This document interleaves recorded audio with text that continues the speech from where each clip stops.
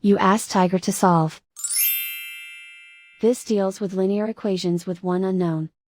The final result is x equals 9. Let's solve it step by step. Group all x terms on the left side of the equation.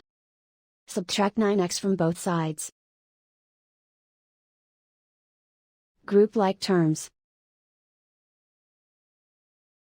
Simplify the arithmetic. Group like terms. Simplify the arithmetic. Group all constants on the right side of the equation.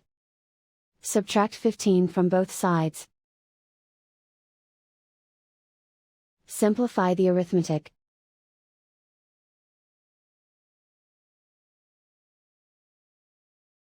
Isolate the x. Divide both sides by -3. Cancel out the negatives. Simplify the fraction.